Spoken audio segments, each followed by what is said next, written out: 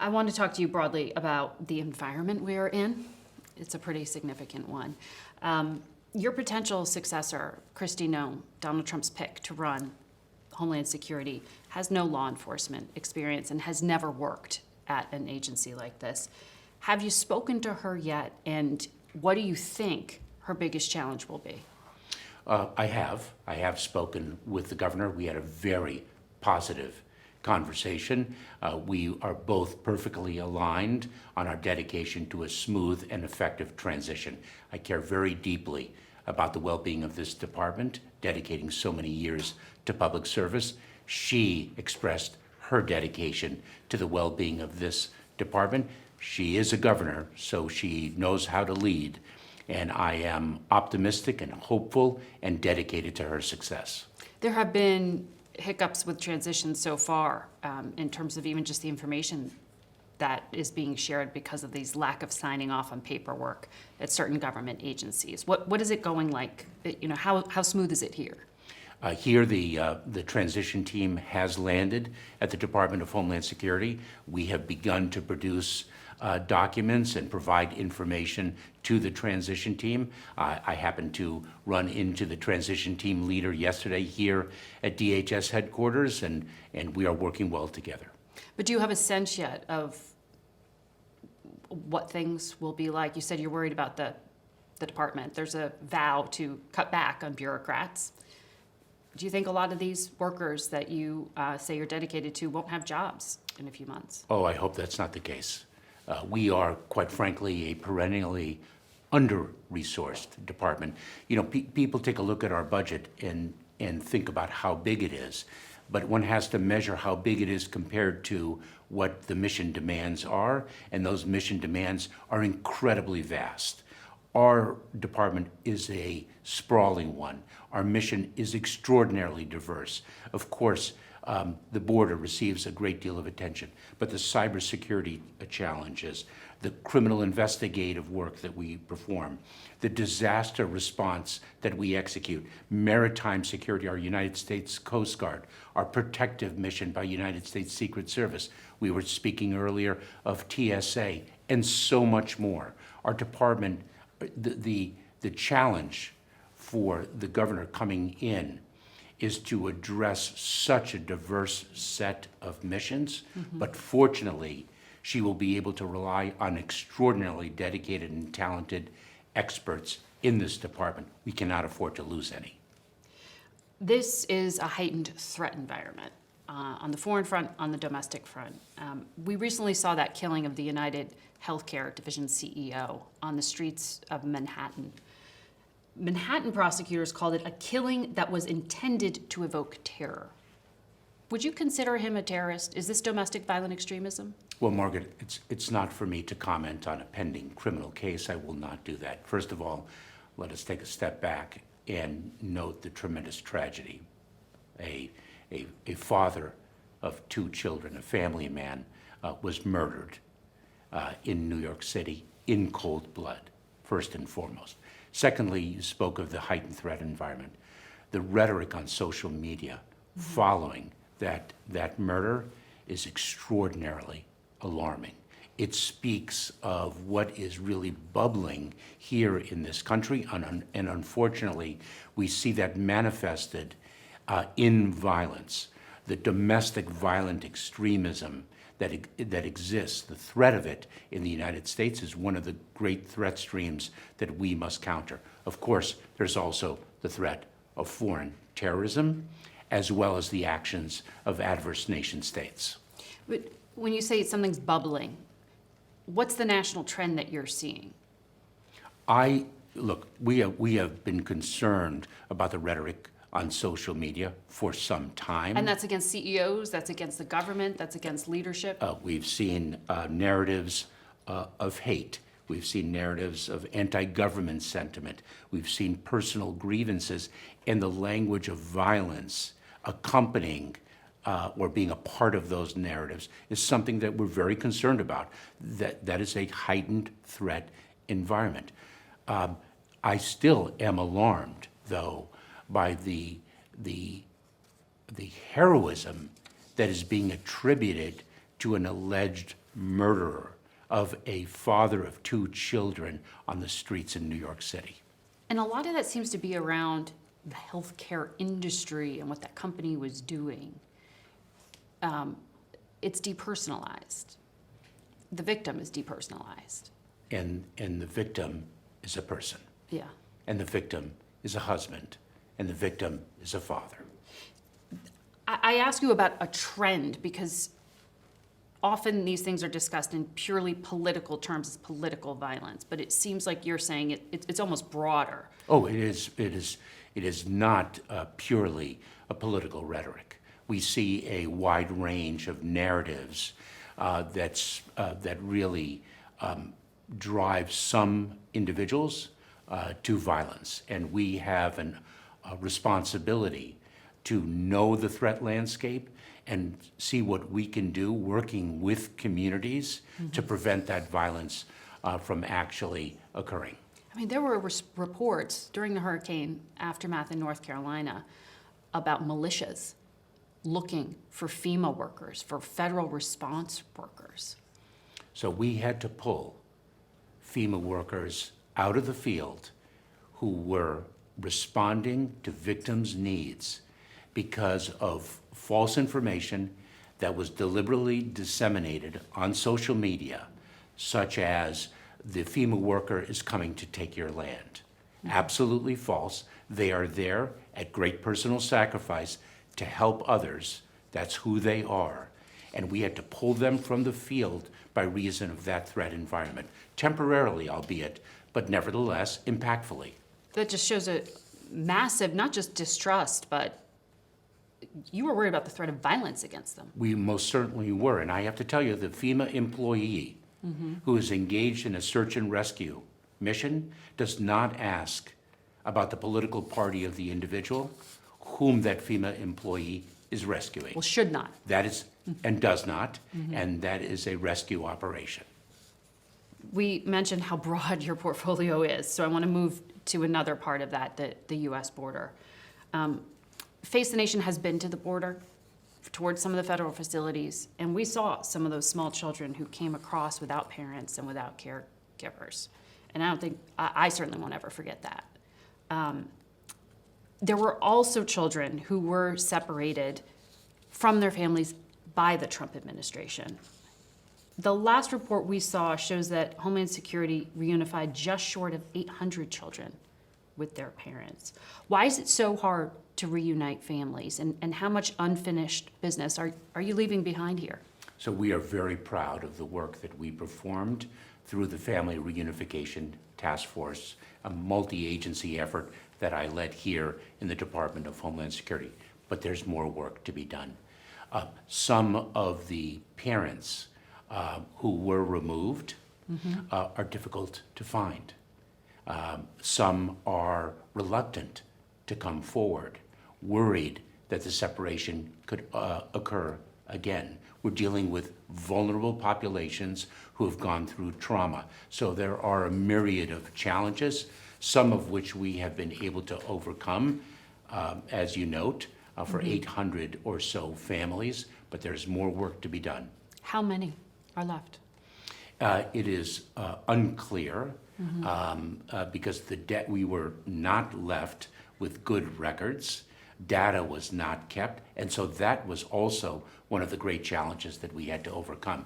We could not have done our work, what we accomplished, without the partnership of groups in the community that had other connections to separated families.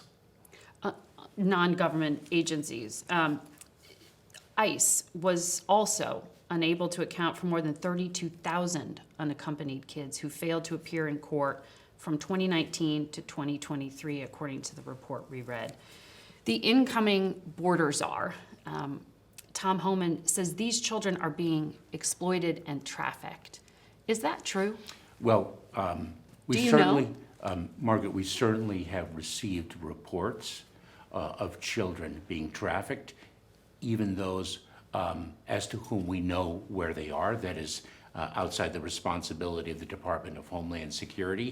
What we do is we turn children over within 72 hours, as the law requires, to the Department of Health and Human Services, and then HHS places those children. Of course, we investigate cases of trafficking, but there are children who are reunited with a parent here in the United States or a legal guardian, and they move, and sometimes the government loses track. Individuals do not comply with their reporting obligations or otherwise. I think it is inaccurate to say that all of them are trafficked or victimized. There are a number of reasons why we might lose track of an individual. That is not necessarily specific to this administration. That has been a long-standing challenge in the immigration system. One example of why that system is so broken, why the duration of time in proceedings is unacceptably long and has to be remedied. Remember, we're dealing with a system that was last reformed in 1996. So what more can you do to combat the trafficking that is happening of some of these children, or the exploitation of some of these children? Is that up to Congress as well, or can Homeland do more? Well, we have done more. As a matter of fact, our entire worksite enforcement strategy has been to focus our criminal investigators and our other officers on employers who exploit vulnerable individuals, including underage individuals, and take advantage of the fact that they are migrants seeking work in the United States and pay them substandard wages, have them employed in substandard working conditions, and the like. And so that is where we have, I would submit correctly, focused our energies, and we've been unprecedented in that focus and in the success of that focus. We need more resources. The problem of It's a money problem? We need more personnel. We certainly do. But the exploitation of them, are you limited in your authorities at this point? When the Trump administration promises they will change it, can they change it?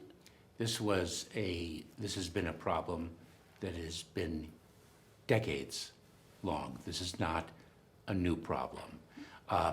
I wish them tremendous success. I will support them in their efforts to end the scourge of human exploitation and human trafficking. So at this point last year, in December of last year, border crossings were at record highs. Now they've dropped to the lowest level of the Biden administration. How much of that drop off is because Mexico is now stopping migrants from even getting to that southern border of the United States?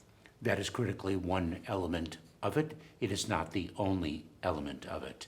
The president took decisive action after politics killed what would have been an extraordinarily enduring solution to what is a broken immigration system.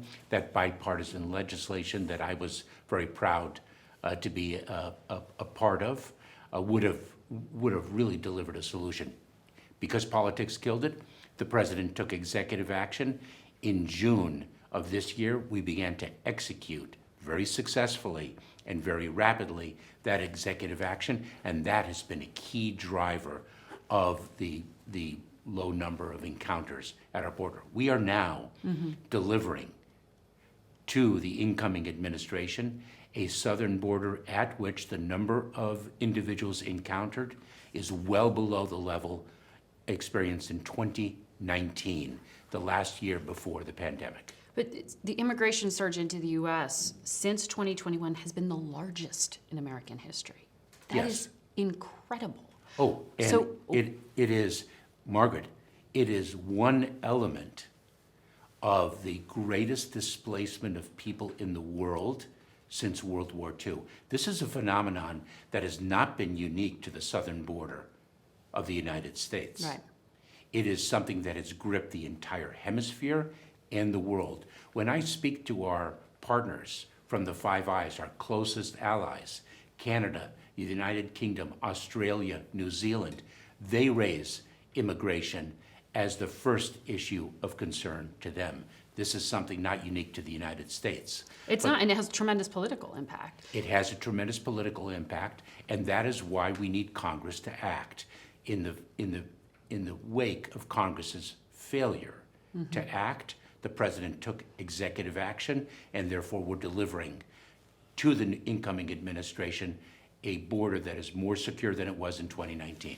But the Biden administration, and I think you have said to me, one of the very first things the Biden administration did was ask Congress to act in the Yes. earliest days. And Yes. then fast forward, you had this bipartisan near miss on a border bill.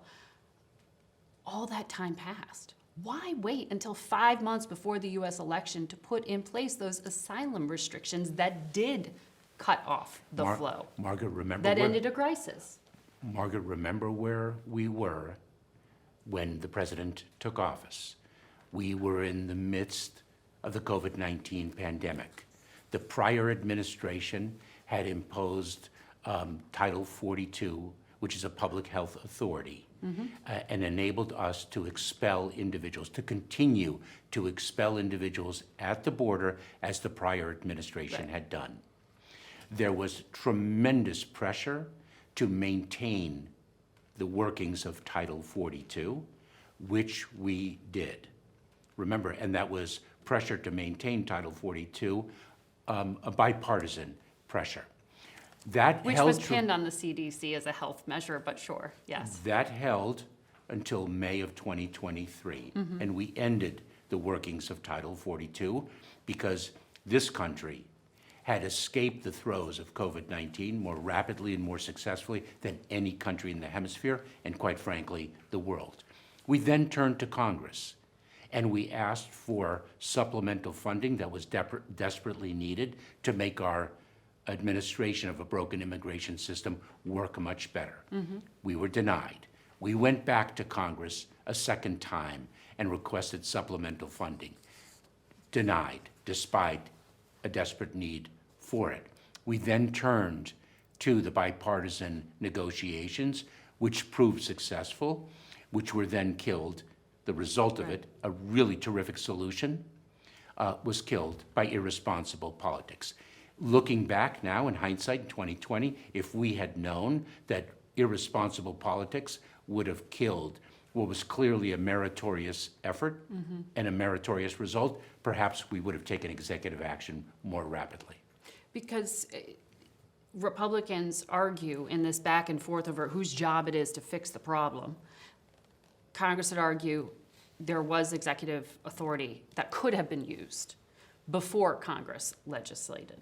And they point back to the crisis starting at day one when Trump-era immigration policy was peeled back, remain in Mexico, the 100-day moratorium on most deportations that was announced, the halt to wall construction.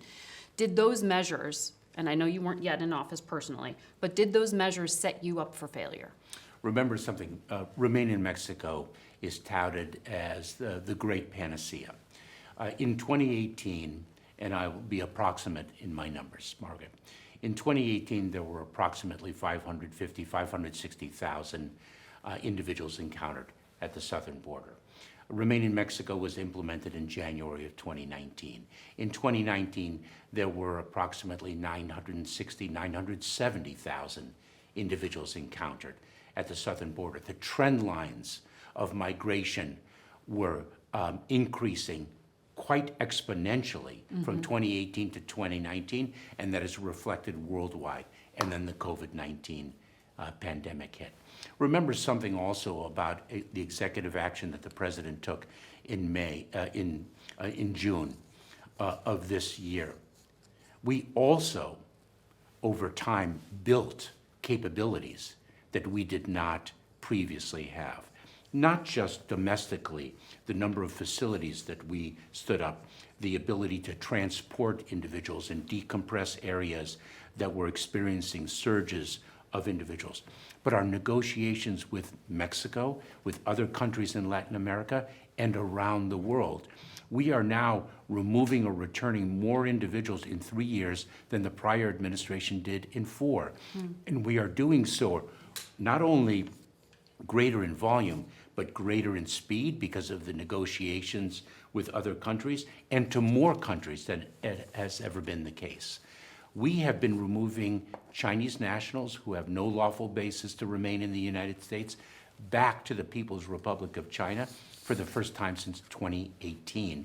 And we have run a number of removal flights to that country. But why didn't we hear more about those enforcement actions during the election cycle when immigration was so key? Margaret, we've been executing on enforcement at an unprecedented level throughout this administration, and ICE just published data that evidences that quite powerfully. Yeah, on that data, so President Obama was referred to by activists as the deporter-in-chief because of the large number of deportations on his watch. But that data you just cited shows deportation of migrants is at a 10-year high under President Biden, a 10-year high.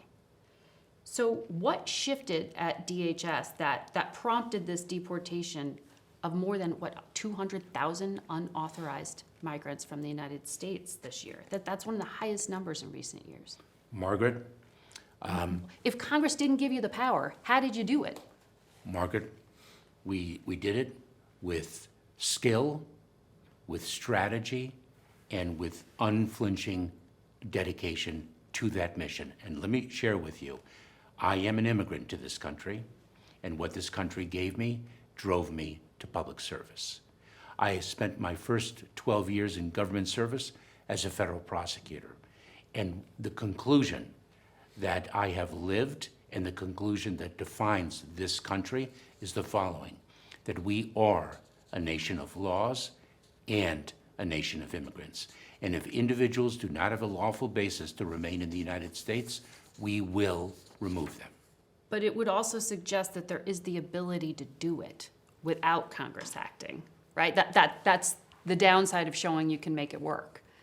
Yes, but Margaret, we made those very impressive statistics happen, but there is much more work to do, and what we have to do is to ensure that the problem does not continue. This broken system needs to be fixed. And it's not just to ensure that individuals who do not have a lawful basis to remain in the United States are removed, but it's also to ensure that we are providing humanitarian relief to those who qualify, one of our proudest traditions, and that we are also fueling the economy. Our need for skilled labor is something that we hear from companies and public officials regardless of party affiliation. And yet we are capped at the number of skilled workers that we can introduce into the United States economy by figures, by ceilings set in 1996. You're talking about H-1B visas and skilled worker visas, things like that. Yes. But in terms of the enforcement actions here, Goldman Sachs estimates more than half of the migrants since 2021 entered illegally. Does that sound right to you? Roughly 5 million people entered the U.S. illegally? Remember, a certain number were encountered at the border, but we have, as you cited earlier, we have removed, returned, and expelled, given the operation of Title 42 during the COVID-19 pandemic, an extraordinary number. And we continue to return or remove individuals. But there is no question, and this is a sign of a broken immigration system, that individuals who were encountered at the border are in the United States, but they are in immigration enforcement proceedings. One of the problems is that those proceedings take 7 to 10 years before they're resolved because our immigration court system is so backlogged. And that backlog has been increasing year over year over year ever since I can remember. And I entered the Department of Homeland Security for the first time in 2009. Well, Donald Trump says within the first 100 days, they're going to have a surge of resources through Congress to carry out what he is calling mass deportations. The former ICE chief, Tom Homeland, who used to work with you. Yes. We went back and looked. He's praised you. He said, me and Allie didn't always agree on immigration, but he listened, He's a great American and he loves this country. That is true. That's a lot I- has changed. I love this country. I've worked very closely with Tom Homan, and I'm very proud of the work that he and I performed together. But he said you had where he told Tucker Carlson you two had a falling out over transgender policy in ICE detention facilities, and he was forced to sign something that provided medical care to them. Is that how you remember things? And this is the person who will be part of carrying out the policies you say need to be fixed. I was disappointed to learn of that statement. That's not true. That wasn't a falling out between the two of you. No. I didn't have a falling out with Tom Homan. We worked very well together throughout my tenure as the Deputy Secretary of the Department of Homeland Security. I was disappointed to hear that. Is that just politics? I can tell you this, it's not true. Whatever it is not true. You have been the recipient of a lot of upset over the immigration policy because of your job. You are the face of it, right? And the Republican House impeached you. I wonder, when you leave this office, are you concerned about your personal security? Margaret, I'm incredibly proud of the work that this department has done over the past 4 years as I've been privileged to serve as its secretary. I'm very sad to leave the department, and it mirrors the sadness I have felt each time I have left the federal government as a political appointee. I started as a career appointee. I have faith in the American people. That faith is when we see a cold-blooded murder of a United Health Care executive. It's rattled, but that's the actions of an individual, not reflective of the American public and of the democracy in which we live. I am the face of it, and that is a responsibility I willingly assumed when I agreed to take this position. It's a question, and you know why I had to ask it, because of the environment we're in. I want to ask you about China, if I could, before we go. You said recently that this massive Chinese hacking known as Salt Typhoon, the hacking of 8 telecom companies that siphoned up this metadata, the phone call records, logs, and information from millions, potentially, of Americans, was accessed. Why hasn't the U.S. government stopped it? Well, first of all, the intrusion is a very significant one and an extraordinarily impactful one and an absolutely unacceptable one. And the president has demonstrated a strong response to the People's Republic of China. It is very Rhetorically, sophisticated. you mean? I'm sorry? Rhetorically, when he met with Xi Jinping? Well, just recently, the United States Department of Commerce proposed an action against China Telecom. Mm-hmm. So this is an ongoing situation. It is not static. The intrusion is a very sophisticated one. The telecommunications companies are working very vigorously to remediate it. They are working in partnership with us, with the Cybersecurity and Infrastructure Security Agency within the Department of Homeland Security, with the Federal Bureau of Investigation, and other agencies of the federal government. So this is a partnership in an effort to remediate the situation. It is very complicated, and we're very dedicated to it. This is the largest intelligence compromise, potentially, in U.S. history. It is a very serious compromise and requires very serious action to remediate and recover from it, mm-hmm. and also very serious response to it. How did you find it? That is not something I can speak to. The incoming National Security Advisor to Donald Trump, Mike Waltz, was on Face the Nation last Sunday and said the U.S. needs to go on offense, start imposing higher costs and consequences to people and entities like countries stealing data, but also to those who spy on us. They are, quote, literally putting cyber time bombs on our infrastructure, our water systems, our grids, even our ports. A cyber time bomb? Is that what's happening? We started our discussion speaking about a heightened threat environment, and I identified three primary vectors. The threat of foreign terrorism, and obviously we're keenly focused on the instability in Syria and whether that can create some space for the reemergence of ISIS there. And foreign terrorism is, of course, the founding reason for our Department of Homeland Security. The threat of domestic violent extremism, and we've talked about that. And I mentioned the actions of adverse nation states. It is really an extraordinary time now.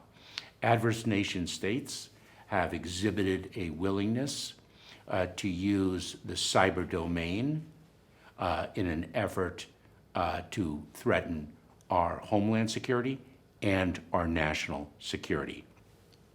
The infiltration, the hack of the telecommunications companies is one example. We've seen critical infrastructure hacked as well, and it does require a response. And I am confident that the incoming administration will be vigilant in executing that response. Would you put that at the top of the list for the incoming secretary? I would put that at the top of the list. Whether it's at the very top, I'd want to think through, but it is at the top of the list, most certainly. As you come to the end of your time here, what is the thing that keeps you up at night? Margaret, it's not singular. It's not singular. Our mission space is so vast. Our mission is so diverse. There are challenges in each area of this department.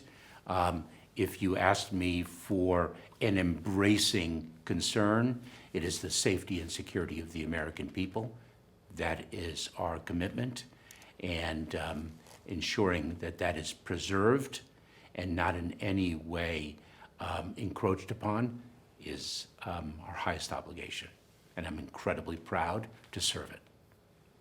Mr. Secretary, thank you for your time. Thank you, Margaret.